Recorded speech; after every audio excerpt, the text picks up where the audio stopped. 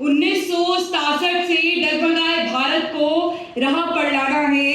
एक राष्ट्र एक चुनाव के माध्यम से भारत को विकसित बनाना है, भारत को विकसित बनाना है। आदरणीय नीत शिर्वे के निर्णायक मंडल, आयु से अनुभवी महानुभूतियां एवं सूर्य के समान चमकती भारतवर्ष की युवा शक्ति को मेरा स्नेहपूर्ण वंदन। मेरे आज के वक्तव्य का विषय है एक राष्ट्र एक चुनाव विकसित भारत की ओर बढ़ते कदम। एक राष्ट्र एक चुनाव, यह केवल नीतिगत सुधार नहीं है, अपितु लोकतंत्र और आर्थिक सशक्तिकरण को बढ़ावा देने का एक आधार है। आखिर एक राष्ट्र एक चुनाव है क्या? हमारे राष्ट्र में कभी ना कभी कहीं ना कहीं चुनाव चलते ही रहते हैं, लेकिन कहते हैं ना, रुक रुक कर चलने से ना मंजिल हासिल होती है, ना रास्ता मिलता है।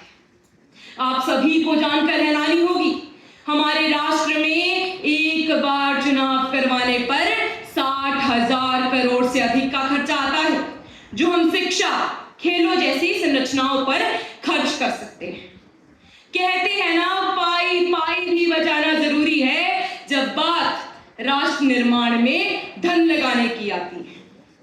इस स्थिति में नीति निर्माण का कार्य धीमा हो जाता है। बार बार चुनावी आचार संहिता लगने के कारण विकास के कार्य अधर में ही लटक जाते हैं।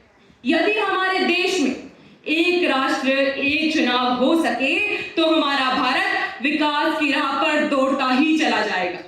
सरकारी कर्मचारी व प्रशासन अपना ध्यान विकास कार्यों की ओर केंद्रित कर सकेंगे। सबसे जरूरी, अर्धसैनिक बलों का उपयोग महत्वपूर्ण स्थानों पर किया जा सकेगा। 1947 से पहले लोकसभा व विधानसभा का चुनाव एक साथ करवाया जाता था, परंतु अब इस पर पुनः विचार विमर्श करने में संशय क्यों? ऐसी कौन सी सुविधाएं अब हमारे पास नहीं है जो पहले हुआ करती थी?